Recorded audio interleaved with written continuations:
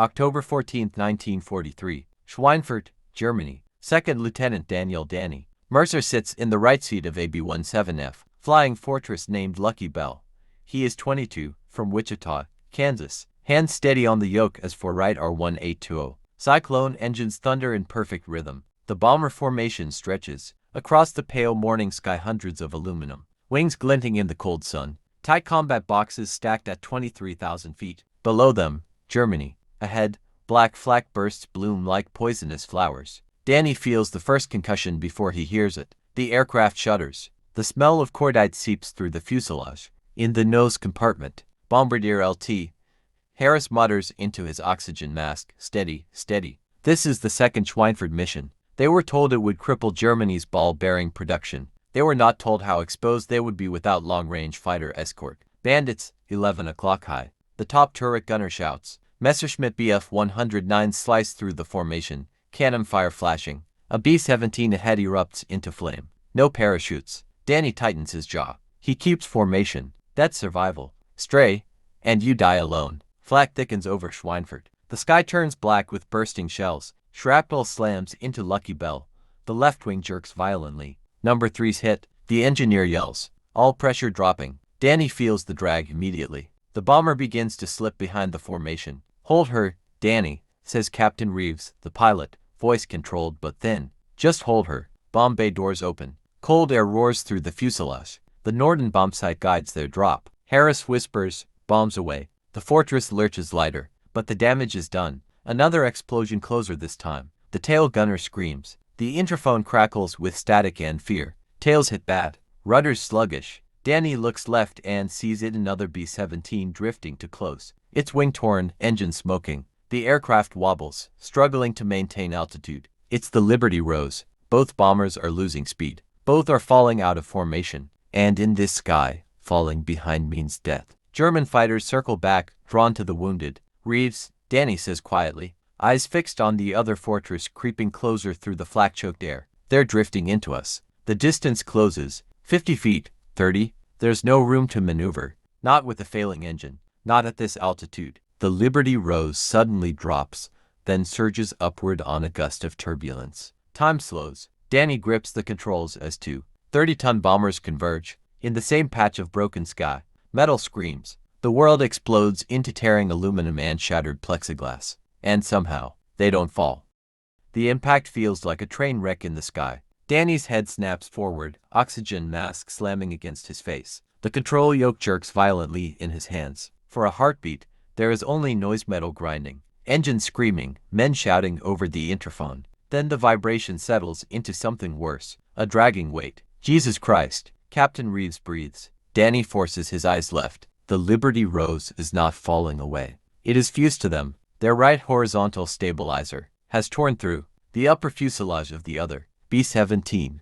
Twisted. Aluminum locks the two bombers together like hooked antlers. The Rose's left wing is bent backward at a sickening angle, but somehow still attached. Both aircraft are descending slowly but not spinning. "How are we still flying?" the engineer mutters. "Because they are holding each other up." For engines from Lucky Bell to still running. On the Rose, 6 engines clawing at the thin October air. Below them, Schweinfurt burns. Black flak continues to burst around the crippled pair. German fighters hesitate for a second, confused by the impossible sight, then dive again. Tracer fire rips past. Top turrets gone. Someone shouts from the Rose, their interphone bleeding faintly through open frequencies. "We're hit bad, pilot's dead." Danny swallows hard. Through shattered plexiglass, he sees movement inside the Rose's cockpit. A co-pilot, barely more than a kid, wrestling with dead controls. The two aircraft fight each other in the sky, one nose dipping, the other pulling. "Danny, easy, easy on that rudder," Reeves says. His voice is calm, surgical. "If we tear free now, we both go down." The tail gunner from Lucky Bell cuts in, breathless. Fighters coming back around. Messerschmitts streak past, cannons flashing. 109 overshoots. Pilot stunned by the grotesque shape of two bombers fused together. Another lines up and fires. Rounds punch into the Rose's fuselage. Danny sees a gunner slump. No parachutes deploy. No one can jump. The aircraft are tangled too tightly. "Bail out, and you're shredded." "Hydraulics are shot," the engineer reports. "We're losing altitude. 20,000 feet. The air is thinning." Oxygen masks hiss. Frost creeps along the inside of broken windows. Reeves glances at Danny.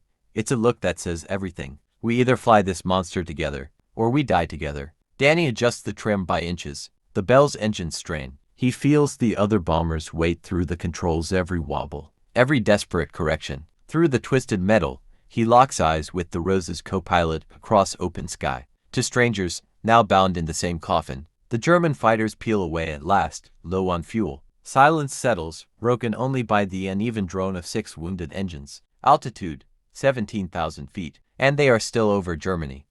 16,000 feet. The altimeter needle keeps turning left. Danny's gloves are slick inside the cockpit. Not from blood, from sweat. The combined aircraft wallows in the sky like a wounded animal. Every correction feels exaggerated. When the Lucky Bell climbs, the Liberty Rose drags her down. When the Rose dips, it pulls the Bell's tail sideways. Feather number 3, Reeves orders. Already done. The dead engine's propeller blades lock into place, but the drag remains. The right stabilizer is no longer fully theirs, it's buried inside another bomber's spine. Danny trims carefully, nudging the yoke in fractions of an inch. Rose, can you hear us? Reeves transmits on emergency frequency. Static. Then a strained voice breaks through. This is Rose. Co-pilot Wilkes. Pilot's Kia. We've got 2 engines out. Hydraulics gone. Controls barely responding. Wilkes sounds 19. You touch your throttles unless I tell you, Reeves says evenly. We fly this together. A pause.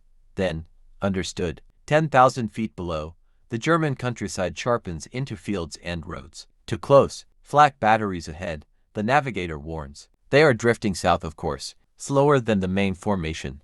Alone. Black bursts begin again, lower now, more accurate. The first explosion rocks them sideways. The Rose's left wing shudders violently. Danny feels it through the frame like a bone snapping. We can't take much more, the engineer says quietly. In the waist compartment, Staff Sergeant Miller crawls toward the torn section where the 2 aircraft meet. Wine howls through jagged metal. He stares across open air into the Rose's fuselage. He sees bodies. He sees a radio operator still gripping a .50 caliber machine gun, frozen in death. He sees Wilkes fighting the yoke with both hands. Sir, Miller calls forward, voice tight. They're bleeding bad over there. As if summoned by fate, another flak burst detonates just beneath them. The Rose lurches downward. Danny reacts instantly, shoving throttle forward on the remaining engines. The Bell's nose rises, dragging the other bomber with it like a hooked fish. The airspeed drops dangerously. Watch your stall. Reeves snaps. They hang in a fragile balance to slow, and both aircraft drop into a spin.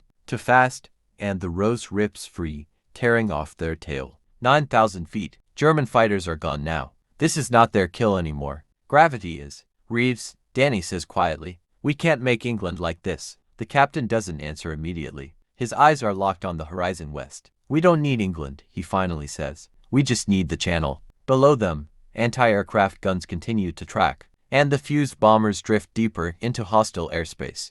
The air is thicker now. The engines sound different, deeper, strained, alive but wounded. Danny feels every vibration through the yoke. The fused bombers no longer glide like crippled giants. They stagger. Below them, a German rail yard comes into view. Freight cars, anti-aircraft crews scrambling. They're tracking us, the navigator says. Of course they are. To be 17s welded together is not something you ignore. The first ground burst detonates. Beneath the Rose, dirt and smoke climb toward them like a reaching hand. The second explodes close enough to rattle teeth. Inside the Rose's cockpit, Wilkes fights dead weight. His pilot lies slumped beside him, harness still buckled. Blood streaks the instrument panel. Bell, we're losing elevator response. Wilkes radios, voice tight. She wants to nose down. Danny adjusts trim again. It's no longer about flying a bomber. It's about flying a structure that was never meant to exist. Wilkes, hold your trim steady, Reeves instructs. Match us. Small inputs only.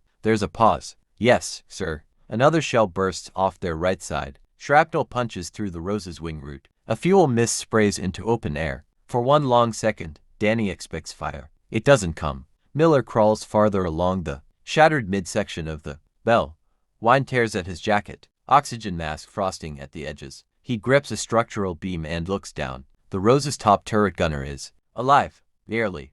His leg is pinned under twisted metal. Miller makes a decision. He clips his safety line and edges across the torn aluminum. Stepping into the Rose's exposed fuselage, the space between the aircraft is open sky. Back in the cockpit, Danny feels the subtle shift of weight. Who's moving back there? Reeves demands. Miller, sir, comes the reply through static. They've got wounded. Reeves closes his eyes for a split second. Every pound matters. Every shift could break them apart. But he doesn't order him back. Below, the rail yard guns continue firing. The shells are closer now, timed better. The Germans have adjusted. A burst detonates just ahead. The shockwave jolts both aircraft violently. There is a grinding shriek, metal tearing against metal. Danny's stomach drops. The Rose's wing tears another foot loose. Altitude, 6,500 feet. They are running out of sky. Ahead, faint through haze, a ribbon of silver glints in the distance. The Rhine, and beyond it if they survive, neutral airspace no longer exists.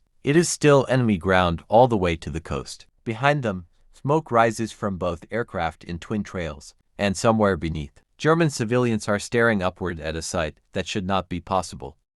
They cross the Rhine under fire. The river flashes beneath them, gray and indifferent. For a moment, the ground gunners lose their angle. The flak bursts fall behind. Inside the torn fuselage, Staff Sergeant Miller grips a jagged frame beam and pulls himself fully into the Liberty Rose. The wind is brutal. Oxygen hoses whip like snakes. The interior smells of fuel, hot oil, and blood. The Rose's radio operator lies motionless near the bulkhead. The top turret gunner Corporal Hayes gasps through clenched teeth, leg crushed under collapsed metal. Don't let me burn, Hayes mutters. You're not burning, Miller answers, voice steady. You're going home. He doesn't know if that's true. Back in the Bell's cockpit, Danny keeps his eyes forward. The horizon wobbles. Every correction must be predicted before it happens. The fused aircraft now behave like a single unstable organism. Wilkes, what's your fuel? Reeves asks. A pause. Left tank ruptured. We're leaking. Maybe 30 minutes, sir. 30 minutes. The North Sea is still far off. Feather your number 4, Reeves orders. It's dragging. If I feather it, we lose lift on that side. I know. Silence. Then the propeller slows, blades turning flat into the wind. The vibration changes again, smoother, but heavier. Altitude, 5,200 feet. The German countryside slides beneath them. Small towns, roads, a church steeple, civilians pointing upward. Danny thinks of Wichita, of wheat fields, of a sky that never tried to kill him. Bell, Wilkes says suddenly, tension rising in his voice. Control cables are slipping. I can't keep her level much longer. Danny feels it too. The Rose is sagging again, nose dipping slightly. Their stabilizer grinds deeper into her fuselage with every oscillation. Another metallic crack echoes through the airframe. In the Rose, Miller wraps a tourniquet around Hayes' leg using a ripped piece of parachute silk. His hands are steady. His eyes are not. You got a wife? Miller asks. Yeah. Then you hang on. Outside, clouds begin to gather, low autumn haze rolling in from the west. Visibility shifts, light fading into gray. The coastline is still miles away. A sudden jolt slams through both bombers. The Bell's right stabilizer tears another section loose inside the Rose. Danny hears Reeves inhale sharply. That's it, the captain says quietly. She's coming apart. Altitude, 4,300 feet. Ahead, faint and distant, the horizon darkens into what might be water. Behind them, German trucks begin racing along a road directly beneath their path. Not to fire, to follow where they land. 4,000 feet. The coastline is no longer a rumor. It is there, dark and flat on the horizon. The North Sea beyond it like a sheet of dull steel. Danny's arms ache from holding pressure against a machine that wants to tear itself apart. The control yoke vibrates constantly, alive in his hands. The fused bombers shudder with every gust of colder air rolling in from the water. Behind them, German trucks keep pace along the road. Tiny shapes now, but persistent. Waiting. Wilkes, Reeves says, voice level. We're going to try for the coast. If we can get over water, we ditch together. Understood, Wilkes answers. He sounds older than he did an hour ago. Inside the Liberty Rose, Miller tightens the tourniquet on Hayes' leg. The gunner's skin has gone pale under the frost that creeps along the torn fuselage. You ever swim in the North Sea? Hayes asks weakly. No, Miller says. Me neither. Another violent tremor rips through both aircraft. Danny sees at this time a section of the Rose's left wing flexing, far beyond what metal should allow. Rivets shear loose, spinning away into open air. Altitude, 3,600 feet. A gust from the sea slams into them sideways. The Bell lurches right. The Rose drops half a wing length. Danny counters with rudder and throttle, teeth clenched. For one endless second, the two bombers hang at opposing angles like they are about to snap free. Instead, they settle. But something has changed. Captain, the engineer says quietly. Our tail's shifting. Reeves doesn't look back. I know. The right horizontal stabilizer half embedded in the rose has begun to bend. Not slowly, noticeably. If it shears off, both aircraft lose pitch control. The coast grows closer. Danny can see white breakers now, waves smashing against a narrow strip of sand. Beyond that open water. Altitude, 2,900 feet. German anti-aircraft fire has stopped. They are too low, too far west. The trucks on the road slow, realizing what is coming. Fuel's almost gone. Wilkes radios. We won't stay airborne much longer. Reeves makes the calculation in silence. They cannot reach England. They might reach the sea. On my mark, Reeves says. We cut power together and ride her down as flat as we can. Danny swallows. A controlled crash of two fused bombers weighing over 50 tons. Miller braces inside the rose, one hand gripping metal, the other gripping Hayes' harness. The sea fills the windshield now. Altitude, 2,100 feet. The stabilizer groans, and a long, tearing crack echoes through the airframe. The crack becomes a roar. At 1,800 feet, the Bell's right stabilizer finally gives way. It doesn't explode.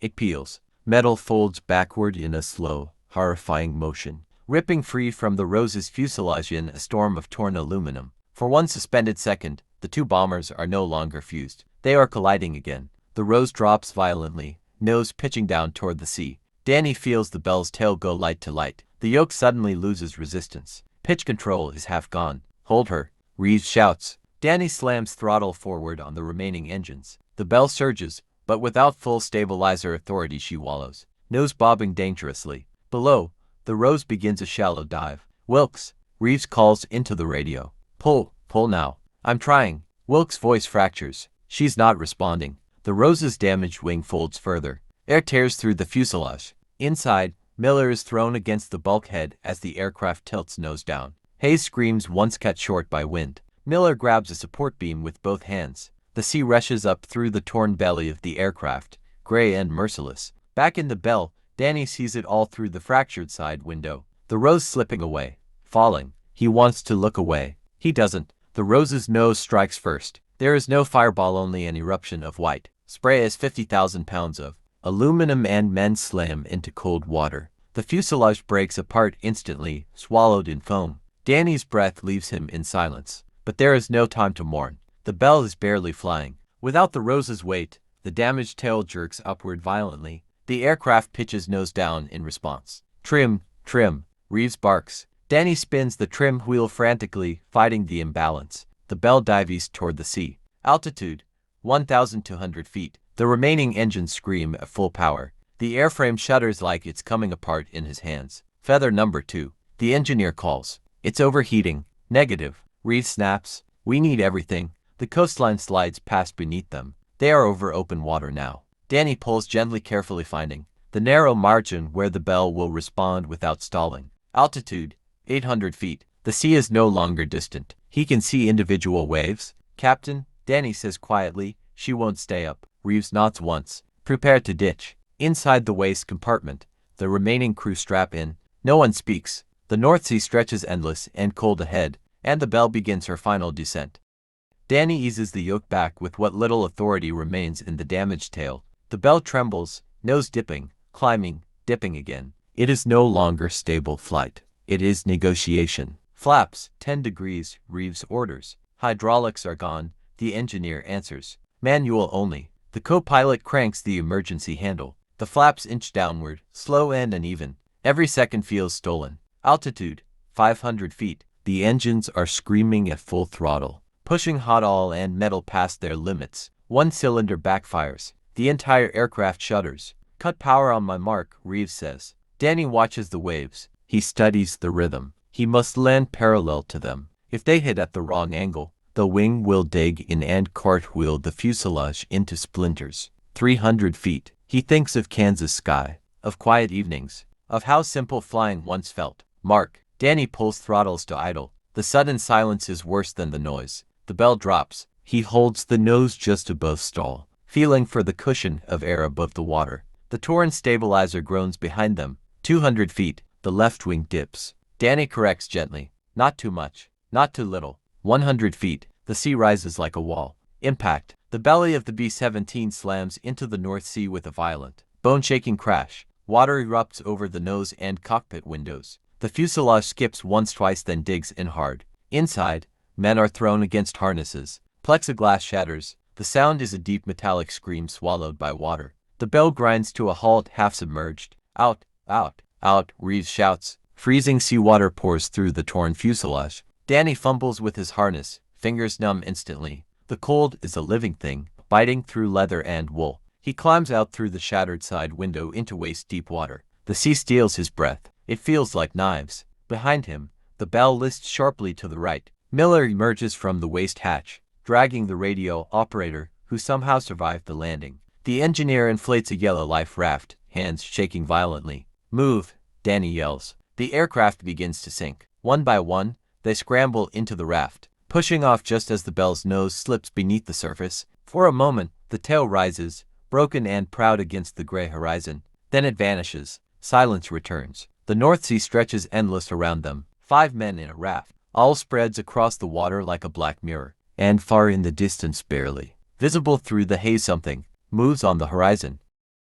The North Sea is silent in a way that feels unnatural. Danny sits hunched in the yellow raft, boots submerged in freezing water that has already pooled at the bottom. His flight jacket is soaked. His hands are white and shaking, though he doesn't notice anymore. 5 of them made it out. Captain Reeves, Danny, Miller, the engineer, Collins, and the radio operator, Price, bleeding from a gash across his scalp. Eyes unfocused but alive. No one speaks about the Liberty Rose. All drifts across the surface in dark ribbons. Small debris floats nearby, splintered wood, insulation, a single torn map. The wind cuts through them. How long? Collins finally asks. Reeves scans the horizon. Depends who finds us. That's the truth. They are closer to Germany than England. Danny squints toward the movement he thought he saw earlier. At first, it's only a shadow between waves. Then the shape becomes clearer. A patrol boat. Low profile.